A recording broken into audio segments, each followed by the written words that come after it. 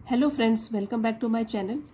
आज के वीडियो में जो हम स्टोरी पढ़ेंगे वो एक मॉरल बेस्ड स्टोरी है और उसका टाइटल है दिवाली गिफ्ट। तो दिवाली एक त्योहार है भारत का, दिवाली का गिफ्ट तोहफा। तो पढ़ते हैं कि क्या तोहफा है दिवाली का, और इस स्टोरी के माध्यम से आप आसानी से नए नए शब्द, उसके मीनिंग और उसका उच्चारण, साथ ही में ग्रामर रिलेटेड स्ट्रक्चर्स पढ़ सकते हैं और समझ सकते हैं। इससे आपकी इंग्लिश की रीडिंग बहुत ज़्यादा सुधर जाएगी। तो आइए शुरू करते हैं। Sonu was a poor boy of 10। Sonu एक मेन कैरेक्टर है स्टोरी का, हीरो है स्टोरी का, उसका नाम है Sonu.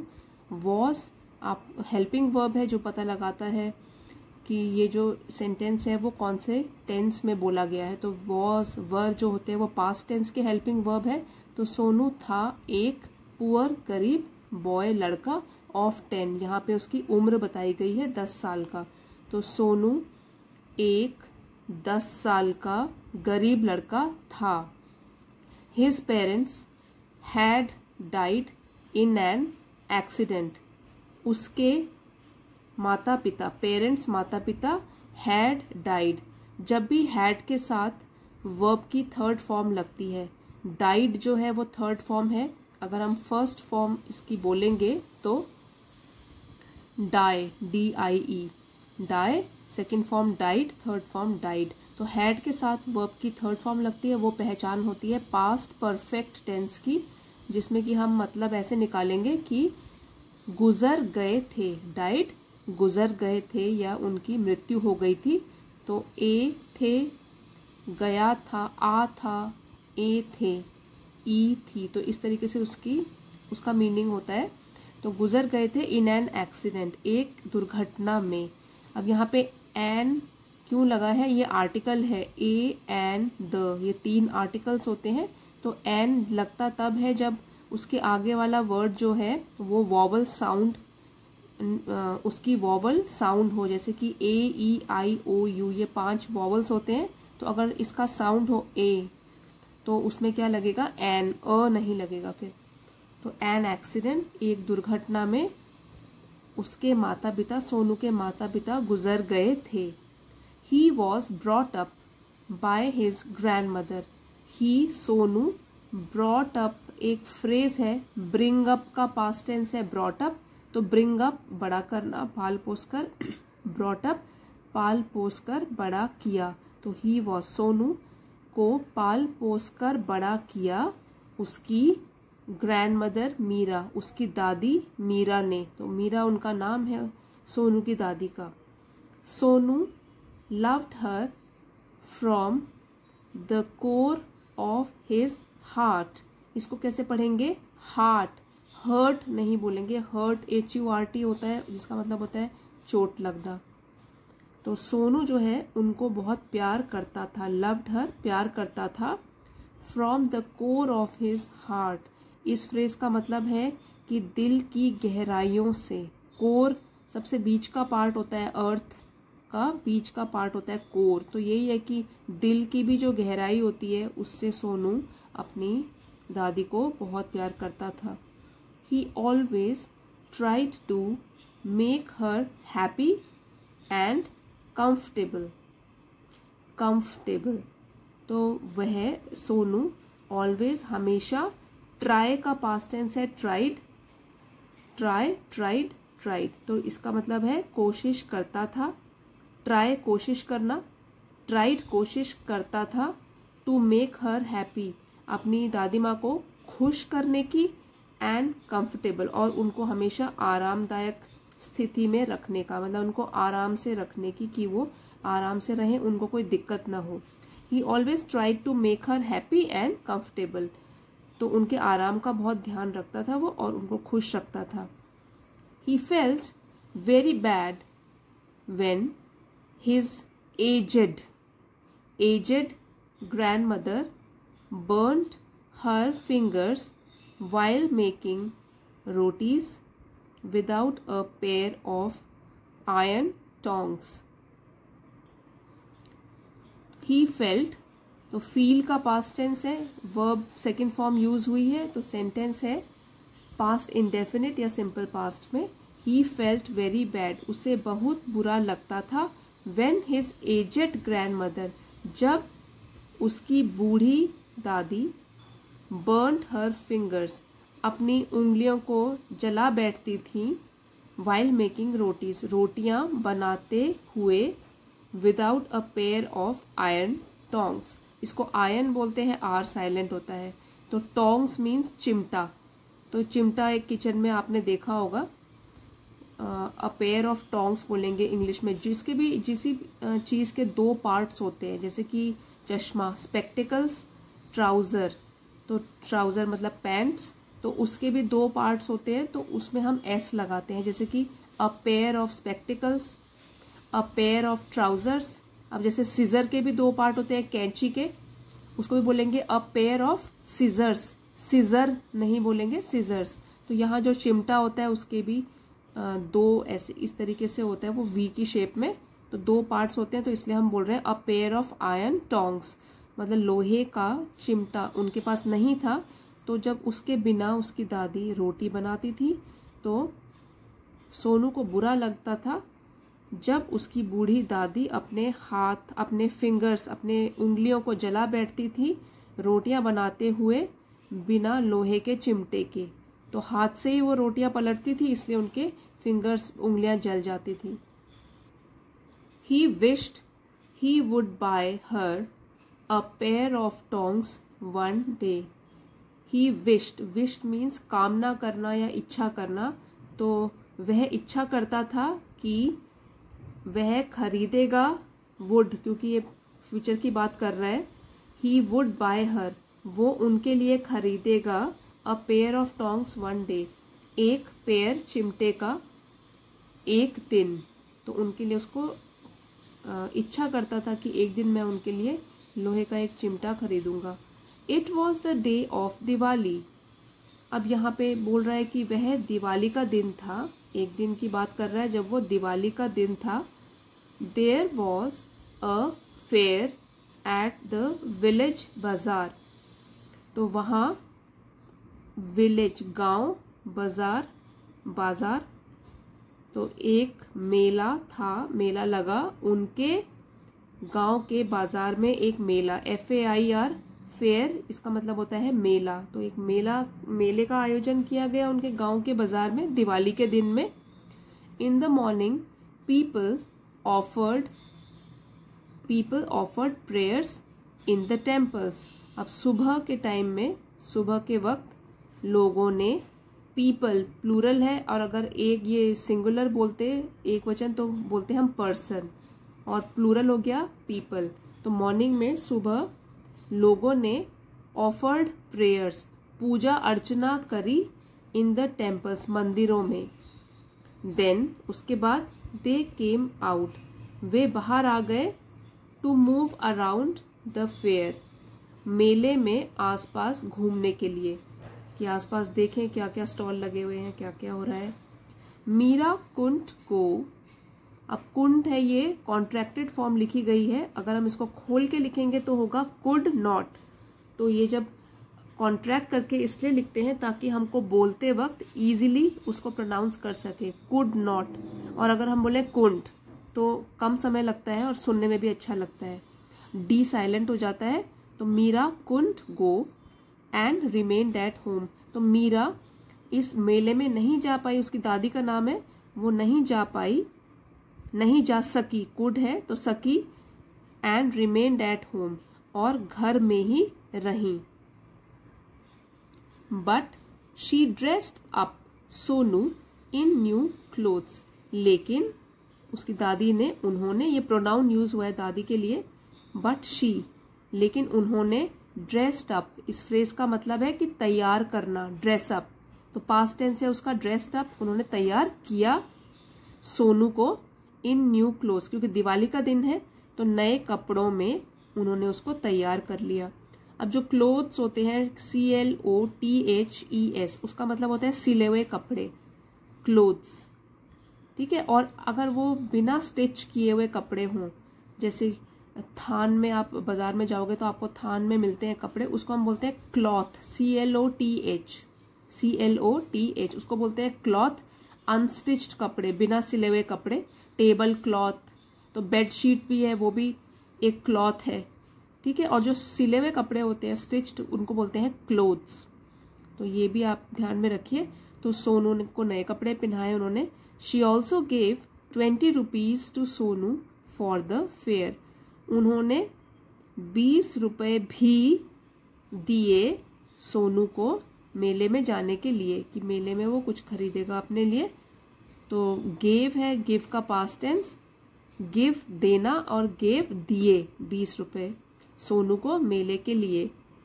It was quite a big amount, अब ये पैसे की बात हो रही है, जिसे उन्होंने 20 रुपीज दे दिए, 20 रुपए, तो वो जो अमाउंट है, वो जो राशि है, it was quite a big, ये बहुत काफी बड़ी राशि थी। Amount in those days for a poor woman, एक राशि उन दिनों, क्योंकि बहुत पुराने समय की बात की ये कहानी है, तो उन दिनों 20 रुपए की भी बहुत कीमत होती थी फॉर अ पुअर वुमन, और वो भी एक गरीब औरत के लिए 20 रुपए बहुत बड़ी राशि है। Sonu was in the company of his friends, अब सोनू अकेला नहीं गया, वह था कंपनी, संगति में या संगत में था, ऑफ हिज फ्रेंड्स, अपने दोस्तों की, एंड स्कूल मेट्स, जो उसके साथ स्कूल में फ्रेंड्स पढ़ते थे, और सहपाठियों की। तो सोनू अपने दोस्तों की और सहपाठियों की संगति में था, उनके साथ वो मेले में गया। एट द फेयर, मेले में, the boys ran to the shops, run का पास्ट टेंस है रैन, तो सेंटेंस है ये पास्ट इंडेफिनिट सिंपल पास्ट में। एट द फेयर, मेले में जो लड़के थे वो दौड़े, टू द शॉप्स, दुकानों की तरफ। एवरीथिंग अट्रैक्टेड देम, अब छोटे बच्चे हैं वो, जैसे आपने फर्स्ट पैराग्राफ में पढ़ा कि वो 10 साल का है, 10 साल के बच्चे तो बहुत आकर्षित होते हैं दुकानों की तरफ। एवरीथिंग अट्रैक्टेड देम, सो सभी चीजों ने उन बच्चों को आकर्षित किया अपनी तरफ, और वहां तो दुकानें लगी हुई हैं तो बहुत आकर्षित हुए। राजू बॉट स्वीट्स, तो राजू उसका जो फ्रेंड था, बाय का पास्ट टेंस हुआ बॉट, ठीक है, तो सिंपल पास्ट में है सेंटेंस, बाय बॉट बॉट, तो राजू ने मिठाई खरीदी, स्वीट्स मिठाई। Ravi bought a moving car toy, Ravi ने खरीदा एक मूविंग कार, एक खिलौना कार का जो कि पहियों पे घूम सकता था, तो उसने ये खरीदा अपने लिए। Seema bought a bunch of artificial flowers, bunch of artificial flowers, तो सीमा उसकी फ्रेंड ने खरीदा एक गुच्छा नकली फूलों का, आर्टिफिशियल नकली, फ्लावर्स फूलों का गुच्छा खरीदा। Saroj enjoyed a ride on the merry go round, तो मैरी गो राउंड एक झूला होता है ऐसे गोल में, गोल उसमें चेयर्स जैसी बनी होती है और सब लोग बैठते हैं और वो ऐसे करके घूमता है फिर। तो सीमा ने क्या किया, सरोज ने इंजॉयड आनंद लिया एक झूले का जो कि मैरी गो राउंड था। तो सभी बच्चे कुछ ना कुछ कर ही रहे हैं, इंजॉय कर रहे हैं क्योंकि मेले में गए हुए हैं, कुछ खरीद रहे हैं। दे वर सरप्राइज्ड, वे बहुत हैरान हुए। That Sonu had not bought anything, कि सोनू ने हैड नॉट बॉट, अब ये भी देखिए हैड के साथ third form of verb used है और नॉट भी यूज है, तो इसका मतलब हुआ ये है पास्ट परफेक्ट टेंस, उसका negative sentence. Past perfect tense had के साथ वर्ब की थर्ड फॉर्म लगती है, तो उसने नहीं खरीदा था कुछ भी, इसलिए सारे के सारे दोस्त उसके हैरान हो गए। दे कॉल्ड हिम अ माइजर, तो माइजर मीन्स कंजूस, जिसको जो पैसे नहीं खर्चता है, तो उन सब ने उसको क्या बुलाना शुरू किया, कंजूस, उसे बुलाया कंजूस। सोनू लेफ्ट द बॉयज, तो सोनू ने उन लड़कों की संगति अभी छोड़ दी, वो हट गया उनके तरफ से, उनके पास से, and went around the shops, अब वो भी दुकानों के आसपास चला गया, क्योंकि दोस्त उसको क्या बोल रहे हैं, माइजर, कंजूस। नथिंग अट्रैक्टेड हिम, अब बाकी सभी बच्चों को तो कुछ ना कुछ चीज आकर्षित कर ही रही है वहां पे, वो खींचे चले जा रहे हैं अलग अलग दुकानों में, स्टॉल्स में, लेकिन सोनू के लिए, जो सोनू को तो कुछ भी चीज आकर्षित नहीं लगी या आकर्षित नहीं किया किसी भी चीज ने सोनू को। He was in search of something, वो तो था इन सर्च ऑफ, ये फ्रेज का मतलब है तलाश में, किसी चीज की तलाश में, समथिंग किसी चीज, इन सर्च ऑफ तलाश में, तो सोनू तो था किसी चीज की तलाश में। And he found it in the and, और उसे मिल गया वो चीज आखिर में, एंड आखिर में, और दी इसलिए बोला है क्योंकि वैसे तो इसको द बोलते हैं मोस्ट ऑफ द टाइम्स, ज्यादातर, लेकिन अगर इसके आगे वॉवल साउंड वाले वर्ड्स होते हैं, ए ई आई ओ यू, ये वाले साउंड वाले वर्ड्स होते हैं तो दी बोलते हैं इसको, तो दी एंड, आखिर में उसको वो चीज मिल ही गई। अ ब्लैकस्मिथ, ब्लैकस्मिथ मीन्स लुहार, जो लोहे का काम करता है और लोहे की चीजें बनाता है उसको बोलते हैं ब्लैकस्मिथ। तो अ ब्लैकस्मिथ वॉज सेलिंग टोंग्स, अब वॉज के साथ वर्ब में जब आईएनजी लग जाता है वो पहचान होती है पास्ट कंटिन्यूअस टेंस की, तो वॉज वर्ब होता है यूज, हेल्पिंग वर्ब, और जो मेन वर्ब होता है उसमें आईएनजी लगता है, तो उसका मतलब ये होता है कि रहा था, रहे थे या रही थी। एक लोहार बेच रहा था चिमटे। Sonu picked up a suitable pair of tongs for his grandmother, तो सोनू ने उठा लिया, पिक्ड अप उठा लिया, अ सूटेबल, सूटेबल इज उपयुक्त, जो उसको ठीक लगा कि ये पसंद आएगा उसकी दादी को, उपयुक्त, पेयर ऑफ टोंग्स, चिमटे की जोड़ी, तो वैसे जोड़ी तो बोलते हैं लेकिन है तो वो एक ही चिमटा, तो पेयर वी शेप का होता है वो, तो उसने वो चिमटे, उपयुक्त चिमटा खरीद लिया, उठा लिया, for his grandmother. The deal was done in 5 rupees, तो जो सौदा था वो आखिरकार कितने रुपए में हो गया, 5 रुपए में, तो उसने वो 5 रुपए का चिमटा खरीद लिया। Meera was waiting for him, अब देखिए यहाँ पे भी वॉज है और वर्ब में ING लगा है, तो ये पहचान हो गई पास्ट कंटिन्यूअस टेंस, जहां भी ING लगता है वो कंटिन्यूअस टेंस की पहचान होती है, और वॉज है तो पास्ट कंटिन्यूअस की। तो मीरा उसका इंतजार कर रही थी, तो रही थी आ गया यहाँ पे, मीरा उसका इंतजार कर रही थी एट द डोर, दरवाजे पे खड़े होके सोनू का इंतजार कर रही थी, अपने पोते का। ओ गॉड, अब देखिए यहाँ पे इन्वर्टेड कॉमास हैं, इसका मतलब ये वो डायरेक्ट स्पीच में बोल रही है, ये वाला डायलॉग जो है डायरेक्ट स्पीच में उसके अपने वर्ड्स हैं ये। ओ गॉड, हे भगवान, व्हाट हैव यू ब्रॉट, आप क्या लेके आए हो।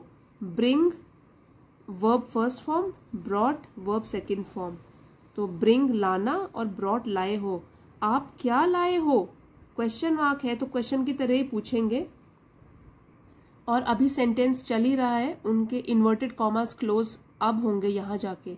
अ पेयर ऑफ टोंग्स, एक चिमटे का जोड़ा लेकर आए हो। Have you not bought anything for yourself, question mark है, क्वेश्चन की तरह पूछेंगे और पढ़ेंगे भी वैसे ही। Have you not bought anything for yourself, तो यहाँ पे इन्वर्टेड कॉमा क्लोज हो गए हैं, इसका मतलब ये उनका डायलॉग था, डायरेक्ट स्पीच थी जो यहाँ फिनिश हो गई है। क्या आपने, नॉट बॉट नहीं खरीदा, एनीथिंग कुछ भी, फॉर योर सेल्फ अपने लिए, क्या आपने अपने लिए कुछ भी नहीं खरीदा। सोनू सेड, अब ये भी इन्वर्टेड कॉमास में है, इसका मतलब डायरेक्ट स्पीच है, जो कि सोनू डायलॉग बोल रहा है वो इन्वर्टेड कॉमास में लिखा है।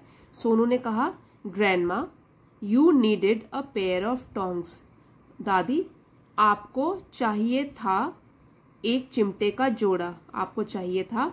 Now you won't burn your fingers any more, won't will not की कॉन्ट्रैक्टेड फॉर्म है, उसको वोंट करके लिखा है, अगर इसको हम खोल के लिखेंगे तो होगा will not. Now you won't now you will not burn, अब आप नहीं जलाएंगी अपनी उंगलियां, एनी मोर, इसके बाद, या ऐसे कह सकते हैं अब आपकी उंगलियां नहीं जलेंगी इसके बाद, और इन्वर्टेड कॉमा क्लोज हो गए। Grandma wept with Joy, weep की सेकेंड फॉर्म ऑफ वर्ब है वेप्ट, तो वीप वेप्ट वेप्ट। ग्रैंडमा रोई खुशी के कारण।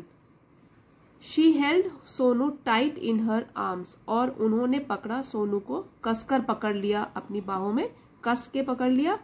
And kissed him on his head, और उसको उसके सिर पर चूमा प्यार से, क्योंकि वो अपने लिए कुछ भी खरीद कर नहीं लाया था मेले में, उसको सिर्फ अपनी दादी की चिंता थी कि उनके लिए कुछ ले जाओ, और वो अपनी दादी के लिए गिफ्ट भी लेकर आया, जिससे कि वो बहुत खुश हुई।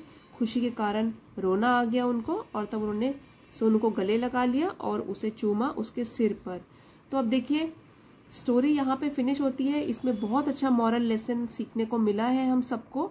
सोनू तो एक सिर्फ 10 साल का बच्चा है, लेकिन हम बहुत कुछ सीख सकते हैं उनसे। Love and selflessness, selflessness are the greatest gifts one can offer. अब गिफ्ट तो बहुत सारे मिल जाएंगे एक दूसरे को देने के लिए, महंगे से महंगे गिफ्ट, लेकिन प्यार और सेल्फलेस मीन्स जो अपने लिए नहीं सोचता, सेल्फिश नहीं होता, स्वार्थी नहीं होता, सेल्फलेस होता है, मतलब निस्वार्थ की भावना होती है उसमें। और सेल्फलेसनेस मीन्स निस्वार्थता। तो प्यार और निस्वार्थता जो है आर द ग्रेटेस्ट गिफ्ट्स, ये सबसे बड़े उपहार है, तोहफे हैं, विच वन कैन ऑफर, जो हम दूसरों को दे सकते हैं। तो ये जो पैसों से खरीदे जाते हैं उपहार, उनसे कई ज्यादा अच्छा है कि निस्वार्थ की भावना से और प्यार की भावना किसी से रखना। और दूसरा एक और मॉरल वैल्यू जो हमने सीखी है वो है the true value of a present lies not in its cost. जो असली कीमत होती है एक तोहफे की, वो उसकी कीमत पर नहीं रहती है, उसके कीमत पर डिपेंड नहीं करती है, but in the thought and care behind it. लेकिन जो उसके पीछे, उस तोहफे के पीछे जो सोच होती है और जो परवाह होती है, केयर के साथ किसी ने हमारे लिए गिफ्ट खरीदा है उसके पीछे, तो ये इस चीज की कीमत होती है। तो जो भी हमको तोहफे वगैरह मिलते हैं उनको कीमत से नहीं आंकना चाहिए, जो दे रहा है उसको, उसमें उसका प्यार छिपा हुआ है, हमारी रिक्वायरमेंट के हिसाब से उसने हमको दिया है, तो वो स्वीकार करना चाहिए। हमको उसमें प्यार और निस्वार्थता की भावना देखनी चाहिए पहले, उसकी कीमत नहीं देखनी चाहिए। तो आई होप आपको आज की स्टोरी पसंद आई होगी और आपने इससे कुछ ना कुछ जरूर सीखा होगा। Please don't forget to like, share and subscribe. Comments में लिख के जरूर बताइए आपको कैसा लगा। Thank you everybody for watching. See you next time.